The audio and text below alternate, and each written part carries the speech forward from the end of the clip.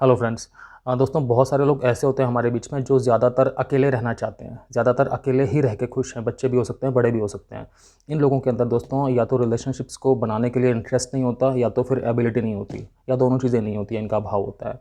साथ साथ दोस्तों देखा जाता है कि ये लोग अपने जो भी इनके अंदर दोस्तों इमोशंस आ रहे होते हैं, जो भावनाएं आ रही होती हैं, उन्हें भी दोस्तों ये लोग ठीक से एक्सप्रेस नहीं कर पाते, अपने मन के अंदर ही रखते हैं मोस्टली। दोस्तों हो सकता है कि ये एक पर्सनालिटी डिसऑर्डर हो, जिसे हम शाइज़ॉइड पर्सनालिटी डिसऑर्डर भी कहते हैं। दोस्तों मैं आपसे इस वीडियो में बात करूंगा कि शाइज़ॉइड पर्सनालिटी डिसऑर्डर के सिम्टम्स या लक्षण क्या क्या हो सकते हैं। साथ साथ दोस्तों बात करेंगे कि इसके कॉजेज़ या कारण इसके क्या क्या हो सकते हैं, रिस्क फैक्टर्स क्या होते हैं, और दोस्तों डॉक्टर्स किस तरह से इस बीमारी की डायग्नोसिस बनाते हैं, वो भी दोस्तों बात करेंगे। साथ साथ दोस्तों किस तरह से इस बीमारी का ट्रीटमेंट किया जा सकता है, इस बारे में भी दोस्तों डिस्कशन करेंगे। वीडियो लास्ट तक देखिएगा, इसमें आपको काफ़ी सारी चीज़ें पता लगेंगी कि अगर कोई व्यक्ति दोस्तों अकेलेपन में रह रहा है नॉर्मली, या प्रेफर कर रहा है, तो वो चीज़ नॉर्मल है या कि उसे ये वाली मेंटल हेल्थ प्रॉब्लम हो गई है, जिसका नाम है शाइज़ॉइड पर्सनालिटी डिसऑर्डर।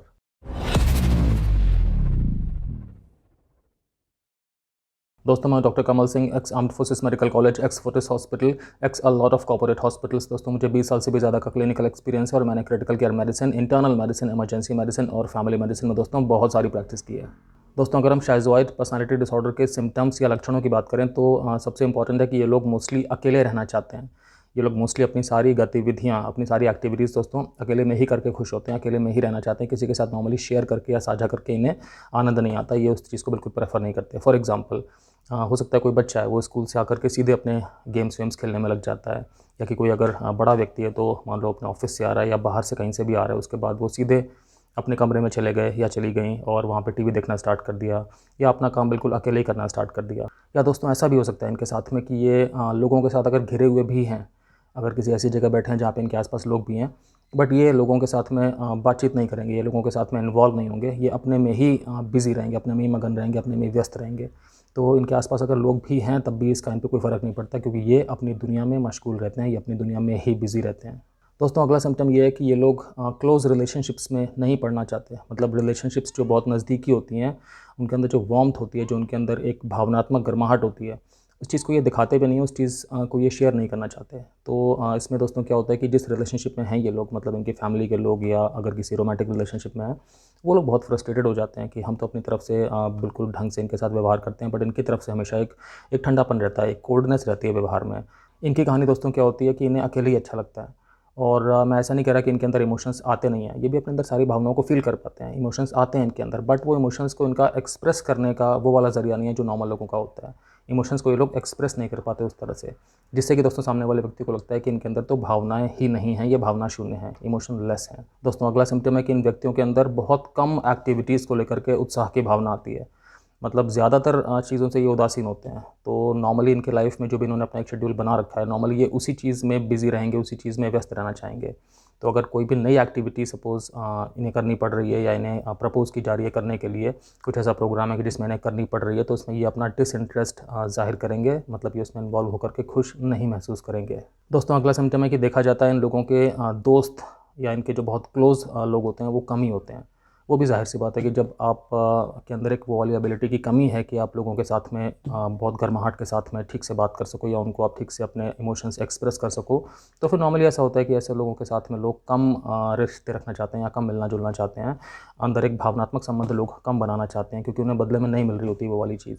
तो देखा जाता है दोस्तों कि जो लोग इस बीमारी से पीड़ित होते हैं, शाइज़ॉइड पर्सनालिटी डिसऑर्डर से, उनके दोस्तों की संख्या या उनके निकट बंधुओं की संख्या कम होती है। दोस्तों अगला सिम्पटम है कि इन लोगों के अंदर सेक्सुअल रिलेशनशिप्स को लेकर के भी, मतलब फिजिकल रिलेशनशिप्स को लेकर के भी संबंध बनाने की जो डिज़ायर है, उसमें भी नॉर्मल से बहुत ज़्यादा कमी होती है। इनके अंदर ऐसा कोई मोटिवेशन नहीं होता कि इस तरफ प्रोसीड किया जाए, या जैसे शादी वादी की जाए, या फैमिली की तरफ आगे बढ़ा जाए, फैमिली बनाने की तरफ, इस तरह की कोई भी चीज़ में ये लोग नॉर्मली उदासीन रहते हैं। नॉर्मली इनका कोई ऐसा खास रुझान नहीं होता। दोस्तों अगला सिम्पटम है कि इन लोगों को इमोशंस को एक्सप्रेस करने में, या किसी और की बात पे रिएक्ट करने में भी प्रॉब्लम होती है। मतलब ये नहीं कर पाते ठीक से, अपने इमोशंस को भी ठीक से एक्सप्रेस नहीं कर पाते। इनके अंदर चाहे कुछ भी भावनाएं चल रही हो, उन्हें बहुत अच्छा भी लग रहा हो या इन्हें बहुत बुरा भी लग रहा हो, ये ठीक से रिएक्ट नहीं करेंगे। मोस्टली इनके चेहरे से नहीं पता लग पाएगा कि इनके अंदर क्या चल रहा है। ऐसा लगेगा कि सब कुछ इनके अंदर हमेशा न्यूट्रल ही रहता है, कभी ये कुछ रिएक्ट ही नहीं करते। बट ऐसा नहीं है, इनके अंदर चल तो बहुत कुछ रहा होता है, बट इन्हें वो रिएक्ट करने वाला जो प्रोसेस है इनका, उसमें थोड़ा सा इशू होता है। नॉर्मली दोस्तों हम लोग इन्हें कभी ऐसा भी नहीं देखेंगे कि अपने इमोशंस को बहुत बढ़ चढ़ के एक्सप्रेस कर रहे हैं। अगर बहुत ज़्यादा खुश हैं तो हमें नहीं पता लग पाएगा कि ये बहुत ज़्यादा खुश हैं, क्योंकि नॉर्मली खुशी में क्या होता है, हम बहुत ज़्यादा एक्साइटेड हो जाते हैं, हम जल्दी जल्दी बात करते हैं, हमारे चेहरे से पता लगता है, हमारी बॉडी लैंग्वेज से पता लगता है। बट इनके साथ नहीं पता लग पाता मोस्टली, क्योंकि ये अपने इमोशंस को ठीक से दोस्तों एक्सप्रेस नहीं कर पाते। ये अपने आप में एक इशू होता है। दोस्तों अगला सिम्टम है कि दूसरों की ओपिनियंस को लेकर के नॉर्मली ये बिल्कुल इंडिफरेंट होते हैं, मतलब इन्हें बिल्कुल उदासीन होते हैं। इन्हें कोई फ़र्क नहीं पड़ता कि किसी की ओपिनियन क्या बन रही है इनके लिए। तो इन्हें रोज़ बोलते रहो किसी एक चीज़ के लिए कि आपको अपना बिहेवियर चेंज करना चाहिए, आप ऐसे रहते हैं तो ये अच्छा नहीं है, समाज में इस तरह से आपके आसपास लोग बहुत कम हो जाएंगे, जो भी। इन्हें कोई फ़र्क नहीं पड़ता। इन जनरल आप इन्हें किसी भी तरह की ओपिनियन की बात कर सकते हो कि आप जो प्रोफेशन में हैं आपको थोड़ा ऐसे करना चाहिए, वैसे करना चाहिए। इन पे कोई फ़र्क नहीं पड़ेगा, ध्यान नहीं देंगे आपकी बातों पे, क्योंकि दूसरों की सलाहों के लिए, दूसरों के ओपिनियंस के लिए नॉर्मली देखा जाता है कि इन लोगों के अंदर एक उदासीनता होती है। जिस रास्ते ये चल रहे होते हैं, उसी रास्ते चलना चाहते हैं। दोस्तों देखा जाता है कि अपने अंदर एक डिज़ायर होती है, हर एक के अंदर नॉर्मली होती है, कि जो भी हमारी लाइफ में गोल्स होते हैं उन तक पहुँचने के लिए। बट इन लोगों में देखा जाता है नॉर्मली कि वो वाली जो डिज़ायर होती है उसकी थोड़ी कमी होती है, वो चीज़ ठीक से दिखाई नहीं पड़ती, ठीक से समझ में नहीं आती। हमें क्या होता है, हम अपनी दोस्तों प्रोफेशनल लाइफ में या स्टूडेंट लाइफ में या किसी भी पर्सनल प्राइवेट लाइफ में हमने कुछ ना कुछ गोल्स बनाए होते हैं, हम कुछ ना कुछ अचीव करना चाहते हैं हमेशा।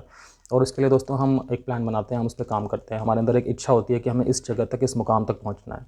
इन लोगों के अंदर ज़्यादातर दोस्तों वो वाली चीज़ समझ में नहीं आती, और ऐसा लगेगा कि शायद इनके अंदर वो वाली ड्राइव ही नहीं है, मतलब वो वाली इनके अंदर शायद बात ही नहीं है कि एक ऑब्जेक्टिव बनाया हो, एक गोल बनाया हो और जिसे पूरा करने के लिए काम कर रहे हों। दोस्तों अगला सिम्टम है कि ये लोग दूसरों के लिए बहुत ज़्यादा इंडिफरेंट होते हैं। वो तो खैर हम बात कर ही चुके हैं, बट इनके अंदर एक वो भी चीज़ होती है कि ह्यूमर की कमी होती है। मतलब नॉर्मली क्या होता है, किसी ने कोई ऐसी बात कही कि उस बात के अंदर कुछ व्यंग था, कुछ ह्यूमर था, तो रिएक्शन आता है, लोग हंसते हैं, लोग एंजॉय करते हैं।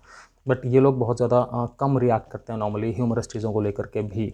इन जनरल लोगों की चीज़ों को लेकर, लोगों की बातों को लेकर के नॉर्मली ये लोग ज़्यादातर इंडिफरेंट होते हैं, मतलब रिएक्शन नहीं देते। दोस्तों ये भी एक सिम्टम है कि अगर कोई सामने वाला इनकी बहुत ज़्यादा तारीफ़ भी कर रहा है तब भी ये रिएक्ट नहीं करेंगे, या अगर इनकी आलोचना हो रही है, क्रिटिसिज्म हो रहा है, तब भी ये लोग नेगेटिवली रिएक्ट नहीं करेंगे, अपने मन में ही रखेंगे। रिएक्शंस इनकी तरफ से बहुत कम आते हैं। तो आपको ये बात ध्यान रखनी है, कोई व्यक्ति अगर बहुत ज़्यादा अकेले में रहना पसंद करते हैं, रिलेशनशिप्स ठीक से नहीं बना पाते, ठीक से नहीं निभा पाते, ठीक से अपने इमोशंस को एक्सप्रेस नहीं कर पाते, ठीक से रिएक्शंस नहीं दे पाते लोगों के व्यवहार का, तो हो सकता है कि अपने आप में ये मेंटल हेल्थ इशू डेवलप हो रहा हो या डेवलप हो चुका हो।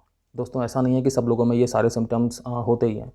ठीक है, पेशेंट्स में सिम्टम्स होते हैं, अलग अलग डिग्री के, अलग अलग सीवियरिटी के हो सकते हैं। बट इन जनरल जो भी मैंने सिम्टम्स आपको बताया, इनमें से 4 या उससे ज़्यादा सिम्टम्स अगर हैं तो फिर संभावना पूरी हो जाती है कि शायज़ पर्सनालिटी डिसऑर्डर है पेशेंट को। मैं फिर से बोलता हूँ कि सिम्टम्स की दोस्तों सीवियरिटी, सिम्टम्स की डिग्री अलग अलग हो सकती है। किसी पेशेंट में कोई एक सिम्टम बहुत ज़्यादा हो सकता है, किसी में दूसरा सिम्टम बहुत ज़्यादा हो सकता है। बट इन जनरल इस पूरे स्पेक्ट्रम में कुछ एक सिम्टम्स होना इंपॉर्टेंट है। तो 4 या इससे ज़्यादा सिम्टम्स अगर हैं तो फिर अपने आप में एक अलार्मिंग बात होती है। दोस्तों मैं बताना चाहता हूँ कि हमें से बहुत सारे लोग ऐसे भी होते हैं जो कई बार कुछ टाइम के लिए अकेलेपन में रहना चाहते हैं। तो ऐसा समझना ठीक नहीं है कि उनको ये वाली मेंटल हेल्थ प्रॉब्लम है, क्योंकि कुछ टाइम के लिए अकेलेपन में टाइम बिताना, या कुछ टाइम ऐसा सोचना कि मैं बिल्कुल अकेले रहूँगा, मैं अपने मन की एक्टिविटीज़ करूँगा, मैं अकेले या तो गेम्स खेलूँगा, या तो मैं अकेले राइटिंग करूँगा, या मैं अकेले म्यूज़िक सुनूँगा, या कुछ भी नहीं करूँगा, मैं सिर्फ चिंतन करूँगा, बैठूँगा, मेडिटेशन करूँगा। तो वहाँ पे आप सॉलिटरी या अकेले रहना चाहते हैं, लेकिन इसका मतलब ये नहीं कि आप इस कैटेगरी में आ रहे हैं जो शायज़ पर्सनालिटी डिसऑर्डर है। दोस्तों कई लोग ऐसे भी होते हैं जो थोड़े से रिजर्व्ड होते हैं, मतलब इमोशंस अपने एक्सप्रेस कम करते हैं, बहुत ज़्यादा नहीं करते लेकिन करते हैं। तो उन्हें भी इस कैटेगरी में हमें नहीं समझना चाहिए, क्योंकि रिजर्व रहना अपने आप में एक अलग ट्रेट है, अलग पर्सनैलिटी है, उसका इस बीमारी से कोई मतलब, कोई लेना देना नहीं है। दोस्तों कई सारे लोग ऐसे होते हैं जो डे ड्रीमिंग करते हैं, मतलब उनके मन में कल्पनाओं का जाल वो बुन रहे होते हैं, कुछ ना कुछ सोच रहे होते हैं। तो वो भी दोस्तों एक अलग कैटेगरी है, वो अलग व्यक्तित्व है, उसका इस बीमारी से कोई लेना देना नहीं है। साथ साथ दोस्तों मैं ये भी कहना चाहूँगा, कुछ लोगों का फ्रेंड सर्कल छोटा होता है, उनके कम दोस्त होते हैं, पक्के होते हैं, मजबूत होते हैं। तो ये भी कहना गलत है कि चूँकि उनके दोस्त कम हैं तो उन्हें शायद ये वाली प्रॉब्लम ना हो, ऐसा नहीं है। दोस्तों बहुत से लोगों की अपनी फैमिली में बनती नहीं है ठीक से, कुछ ना कुछ प्रॉब्लम रहती है, मतलब कुछ ना कुछ एक वैचारिक रूप से मतभेद रहता है, जिसकी वजह से कि फैमिली वाले साथ में नहीं रहना पसंद करते। तो वो भी दोस्तों अलग कैटेगरी है, उसको भी इस मेंटल हेल्थ प्रॉब्लम के साथ में जोड़ना ठीक नहीं है। दोस्तों बहुत से लोग ऐसे होते हैं हमारे बीच में जो शादी नहीं करना चाहते, जो किसी रिलेशनशिप में नॉर्मली नहीं जाना चाहते। अब हो सकता है इसके पीछे उनके रीजंस हों, कभी उनको रिलेशनशिप में कोई बहुत बड़ा हार्ट ब्रेक मिला हो, कोई बहुत बड़ा झटका मिला हो, तो वो समझ गए हो कि नहीं, मैं इस चीज़ के लिए आगे तैयार नहीं हूँ, तो वो नहीं जाना चाहते, या उनका फोकस बहुत ज़्यादा हो अपने काम पे या बाकी किसी भी चीज़ पे। बहुत से लोग ऐसे होते हैं जो कि रिलेशनशिप में हैं, या जो लोग शादीशुदा हैं लेकिन बच्चे नहीं पैदा करना चाहते। दोस्तों उन्हें भी हम इस कैटेगरी में नहीं डाल सकते, क्योंकि वो अपनी एक सोच है, वो अपनी एक लाइफ में डिसीज़न है, एक विचारधारा है, उसका इस मेंटल हेल्थ प्रॉब्लम से कोई मतलब नहीं है। दोस्तों कारणों की अगर बात करें तो जेनेटिक कारण इंपॉर्टेंट होते हैं, लेकिन जेनेटिक कारण एग्जैक्टली क्या क्या होते हैं इस बारे में दोस्तों मॉडर्न साइंस अभी तक रिसर्च कर रहा है, क्योंकि इसमें बहुत सारे फैक्टर्स होते हैं, बहुत सारे जीन्स होते हैं जो कि इस तरह के कैरेक्टर्स को, इस तरह के पर्सनालिटी ट्रेट्स को दोस्तों अफेक्ट कर सकते हैं। तो अभी इस चीज़ में रिसर्च चल रही है, ऑनगोइंग है, लेकिन हाँ, जेनेटिक्स का दोस्तों रिलेशनशिप है इस बीमारी से। तो जिनकी फैमिली में लोगों को पर्सनालिटी प्रॉब्लम्स हैं, पर्सनालिटी डिसऑर्डर्स हैं, उनके अंदर दोस्तों चांसेस ज़्यादा होंगे इस चीज़ के डेवलप होने के, स्पेशली जिनकी फैमिली में शायद पर्सनालिटी डिसऑर्डर ही है। तो अगर फैमिली में कुछ भी मेंटल हेल्थ इशू है किसी को, पेरेंट्स को या भाई बहन सिबलिंग्स को या और भी किसी को फैमिली में, तो दोस्तों हमेशा चांसेस बढ़ जाते हैं कि पर्सनालिटी प्रॉब्लम्स पैदा हो सकती हैं। तो ध्यान रखना होता है इस चीज़ का कि अगर फैमिली में कुछ एक ऐसी हिस्ट्री चल रही है और उसके बाद किसी पेशेंट में इस तरह के सिम्टम्स दिख रहे हैं दोस्तों, फिर तो मेडिकल कंसल्टेशन फटाफट से ले लेनी चाहिए। दोस्तों अगला कारण है कि जो भी हमारी अर्ली लाइफ एक्सपीरियंस होते हैं, मतलब जो हमारी ज़िंदगी के शुरुआती दिनों में जब हम बच्चे होते हैं, शिशु होते हैं, जो भी हमें अनुभव होते हैं, तो उसका बहुत इंपॉर्टेंट रोल होता है किस तरह से हमारी पर्सनालिटी आगे शेपअप हो रही है। तो दोस्तों जिन लोगों को अपने बचपन में अब्यूज़ का सामना करना पड़ा है, अनफॉर्चुनेटली किसी भी किस्म की अब्यूज़ हो सकती है, शारीरिक, मानसिक, सेक्सुअल, या दोस्तों जिन लोगों को बहुत ज़्यादा नेग्लेक्शन का सामना करना पड़ा है, मतलब जो बच्चे नेग्लेक्ट किए गए हैं, या जिन लोगों को बहुत ज़्यादा रिजेक्शन का सामना करना पड़ा है, मतलब कि जिन बच्चों की हमेशा अवहेलना की गई है, हमेशा उन्हें पीछे रखा गया है, हमेशा उन्हें गलत ठहराया गया है, इन लोगों के अंदर दोस्तों चांसेस ज़्यादा होते हैं कि जब ये बड़े होंगे तो इनके अंदर ये वाली पर्सनालिटी प्रॉब्लम पैदा हो जाएगी। दोस्तों कई सारे बच्चे ऐसे होते हैं जिनके पेरेंट्स उनके साथ ठीक से बात नहीं करते, पेरेंट्स इमोशनली उनके साथ में इन्वॉल्व नहीं होते। आप कह सकते हो पेरेंट्स ही बहुत ज़्यादा इमोशनली कोल्ड होते हैं, बच्चों के साथ में दुर्व्यवहार किया जाता है, या बच्चों की ठीक से बच्चों का ध्यान नहीं रखा जाता। बच्चे कुछ बात कह रहे हैं, बच्चे कुछ सीखना समझना चाह रहे हैं, बच्चे कुछ स्पष्टीकरण चाह रहे हैं किसी चीज़ का, उनके मन में कोई डाउट आ रहा है और पेरेंट्स उन्हें सिर्फ झटका देके भगा देते हैं, या डांट देते हैं, या मार देते हैं, या कुछ भी अलग किस्म की पनिशमेंट्स दे देते हैं। दोस्तों ऐसे बच्चों में आसार बहुत ज़्यादा बढ़ जाते हैं कि वो आगे चल करके शायद पर्सनालिटी प्रॉब्लम में पड़ सकते हैं। दोस्तों अगर इलाज ना किया जाए तो जो भी ये पेशेंट्स होते हैं इस मेंटल हेल्थ प्रॉब्लम के, उनके अंदर कॉम्प्लिकेशंस भी हो सकते हैं। उन्हें बहुत ज़्यादा डिप्रेशन हो सकता है दोस्तों, या उन्हें बहुत ज़्यादा एंग्जाइटी की प्रॉब्लम हो सकती है कि बहुत ज़्यादा एंग्जाइटी के अटैक पड़ना स्टार्ट हो सकते हैं। अगर दोस्तों इलाज ना किया जाए तो उन्हें शिज़ोफ्रेनिया भी हो सकता है, शाइज़ोटाइपल पर्सनालिटी प्रॉब्लम्स हो सकती है, या दोस्तों और विभिन्न किस्म की पर्सनालिटी प्रॉब्लम्स भी हो सकती हैं। मतलब मेंटल हेल्थ प्रॉब्लम्स के चांसेस उन्हें बढ़ने के दोस्तों हमेशा रहेंगे अगर उनका इलाज ठीक से नहीं किया जा रहा है, या इलाज किया ही नहीं जा रहा है। तो दोस्तों ट्रीटमेंट करना ज़रूरी है इस चीज़ में।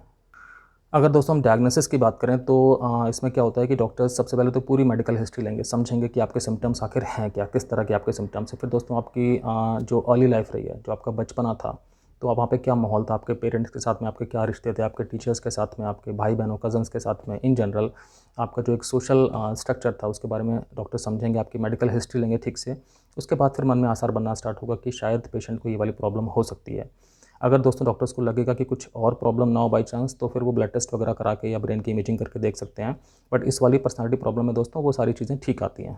फिर दोस्तों साइकेट्री में DSM क्राइटेरिया होता है, उसमें सिम्टम्स को रखा जाता है, और अगर सिम्टम्स 4 या उससे ज़्यादा हैं तो फिर ये वाली प्रॉब्लम दोस्तों डायग्नोज हो जाती है। फिर इसके ट्रीटमेंट की बात आती है। दोस्तों ट्रीटमेंट की बात करें तो साइकोथेरेपी का बहुत इंपॉर्टेंट रोल है। साइकोथेरेपी का मतलब होता है टॉक थेरेपी। दोस्तों टॉक थेरेपी का जो मेन मकसद होता है इस बीमारी में, वो क्या होता है कि आप अपने इमोशन से, आपके अंदर जो भावनाएं चल रही हैं, जो आप बिहेवियर कर रहे हैं, आप उनसे ठीक से अवेयर हो जाएं। मतलब आप ठीक से समझ पाएँ कि आपका ब्रेन किस तरह से नॉलेज एक्वायर करता है, आपका ब्रेन किस तरह से चीज़ों का संज्ञान लेता है, किस तरह से आपका ब्रेन चीज़ों के लिए अपने मन में एक इमेज बनाता है, एक रेपुटेशन बनाता है। साइकोथेरेपी दोस्तों हेल्प करती है आपकी सोशल स्किल्स और बेहतर हो पाएँ। साइकोथेरेपी हेल्प करती है कि आपके ब्रेन की जो कॉग्निटिव पावर है, जो कॉग्निटिव स्किल है, इनफैक्ट मतलब ब्रेन जिस तरह से चीज़ों को समझता है, वो चीज़ दोस्तों और ज़्यादा मजबूत हो पाए और ज़्यादा बेहतर हो पाए। साथ साथ दोस्तों आपकी सेल्फ एस्टीम इंप्रूव हो पाए, मतलब आपकी जो अपने अंदर एक सेल्फ रिस्पेक्ट है वो भी दोस्तों बेहतर हो पाए, अच्छी हो पाए। क्योंकि जब आपकी सेल्फ एस्टीम एक सही लेवल पे होगी तभी आप ठीक से समझ पाएंगे कि आपके साथ क्या गलत है, क्या सही है, और तभी आप अपनी केयर करते हुए दोस्तों समाज में व्यवहार कर सकते हैं। आपकी भावनाएं बहुत इंपॉर्टेंट होती हैं इस पूरे प्ले में, इंटरप्ले में। तो साइकोथेरेपी से आपको मदद मिलती है कि किस तरह से अपनी भावनाओं को, अपने बिहेवियर को जोड़ करके चलना है। दोस्तों साइकोथेरेपी का अलग अलग तरह की होती है, तो डिपेंड करता है पेशेंट की प्रॉब्लम क्या है, पेशेंट के सिम्टम्स किस सिवियरिटी के हैं, कब से हैं, उसी हिसाब से पेशेंट को कौन सी साइकोथेरेपी बिल्कुल अप्रोप्रिएट है, उपयुक्त है, वो सलाह दी जाती है फिर। तो दोस्तों इस वाली कंडीशन में साइकोडायनामिक थेरेपी दी जा सकती है। साइकोडायनामिक थेरेपी एक तरह की टॉक थेरेपी होती है। इसमें होता क्या है कि जो पेशेंट के पास्ट एक्सपीरियंसेस है लाइफ के, मतलब लाइफ के जो पुराने उसके अनुभव हैं, उनको जोड़ा जाता है जो पेशेंट के अभी प्रेजेंट में सिम्टम्स हैं उनके साथ में, और दोस्तों पेशेंट्स को इस चीज़ के लिए समझाया जाता है, इस चीज़ के लिए उनके अंदर स्किल डाली जाती है कि किस तरह से अपने पुराने एक्सपीरियंसेस को वो अपनी करंट इलनेस से, करंट प्रॉब्लम्स के साथ में जोड़ करके अपने बिहेवियर को, अपनी भावनाओं को मॉडिफाई कर सकते हैं। नॉर्मली साइकोडायनामिक थेरेपी दोस्तों शॉर्ट टर्म ही समझी जाती है, मतलब लगभग 10 से 20 सेशंस होते हैं इसमें, बट कई बार दोस्तों 1 से 2 साल भी चल सकती है। दोस्तों अगली साइकोथेरेपी है जिसका नाम है डायलैक्टिकल बिहेवियरल थेरेपी। ये भी दोस्तों इसमें इसका अच्छा रोल है। इस थेरेपी में क्या होता है कि इसमें सबसे इंपॉर्टेंट चीज़ ये है कि पेशेंट को एक्सेप्ट करना होता है कि उसके अंदर ये वाली सारी भावनाएँ हैं। एक्सेप्ट करना होता है दोस्तों, और साथ में ये भी समझना होता है कि ये भावनाएँ ठीक नहीं हैं, इन्हें चेंज करने की ज़रूरत है। और दोस्तों किस तरह से उन्हें चेंज करना है, फिर इस चीज़ में साइकोथेरेपिस्ट आपकी मदद कर सकते हैं ताकि आपका जो माइंडसेट है वो पॉजिटिव हो पाए। मतलब आपको वो स्किल्स समझाई जाती हैं जिनके ज़रिए आप अपने जो अंदर डिफ़िकल्ट फीलिंग्स हैं, जो बहुत इंटेंस इमोशंस हैं आपके अंदर, या जो ऐसे इमोशंस हैं जो आपने कभी एक्सप्रेस ही नहीं किए, उन इमोशंस को, उन चीज़ों को आप ठीक से मैनेज कर पाओ, वो वाली स्किल्स आपके अंदर आती हैं दोस्तों। दोस्तों अगली थेरेपी है जिसका नाम है कॉग्निटिव बिहेवियरल थेरेपी। ये भी दोस्तों बहुत इंपॉर्टेंट होती है इस ट्रीटमेंट के लिए, बहुत मेनस्टे है ट्रीटमेंट का। और दोस्तों कई अलग अलग किस्म की मेंटल हेल्थ प्रॉब्लम में कॉग्निटिव बिहेवियरल थेरेपी का बहुत अच्छा रोल है, रिमार्केबल रोल है। दोस्तों ये थेरेपी इस प्रिंसिपल पे काम करती है कि जो भी आपके थॉट्स हैं, भावनाएं आपकी, जो इमोशंस हैं, जो आपका बिहेवियर है, आपके एक्शंस हैं, जो आपकी फिजिकल सेंसेशंस हैं, जो आपको अनुभूतियाँ होती हैं, दोस्तों ये सारी चीज़ें आपस में कनेक्टेड होती हैं। आपके साइकोथेरेपिस्ट आपकी हेल्प करेंगे कि आप किस तरह से अपने नेगेटिव थॉट को दोस्तों आइडेंटिफाई कर पाओ, किस तरह से उसे पकड़ पाओ। और दोस्तों जब आपको मालूम पड़ जाएगा कि ये नेगेटिव थॉट है, ये नेगेटिव थॉट मुझे सिर्फ नेगेटिविटी ही देगा, मुझे नेगेटिव बिहेवियर करने पे या मुझे नेगेटिव सेंसेशंस के लिए ही उकसाएगा, फिर आप उसे हटाने में सक्षम हो पाएंगे। आपको हेल्प करेंगे, आपको थेरेपिस्ट बताएंगे टेक्निक्स आपको कैसे करना है। उसके बाद फिर आप पॉजिटिव माइंडसेट पे दोस्तों ज़्यादा काम करेंगे। मतलब आपको वो छोटी छोटी सी सारी बातें बताएंगे कि किस तरह से, क्योंकि हर एक इंसान की पर्सनैलिटी अलग होती है, हर एक इंसान का सोचने का तरीका अलग होता है, हर एक इंसान का माइंडसेट ही डिफरेंट होता है आप कह सकते हैं। तो फिर इसलिए हर एक इंसान के लिए कुछ अलग अलग किस्म के टिप्स होते हैं जो कि साइकोथेरेपिस्ट देते हैं, समझ करके कि आप किस तरह से सोचते हैं, आपकी अंदर क्या क्या स्ट्रेंथ्स हैं, क्या क्या पॉजिटिविटीज़ हैं आपकी। तो दोस्तों इसमें क्या होता है कि जो बहुत कोई बड़ा टास्क होता है उसे छोटे छोटे से टुकड़ों में करके आपके थेरेपिस्ट आपको समझाते हैं कि आपको कैसे सोचना है या कैसे करना है। तो आपके लिए कोई भी चीज़ बहुत ज़्यादा ओवरवेलमिंग नहीं होती, आप आराम से, आसानी से प्रैक्टिस कर करके कर पाते हो।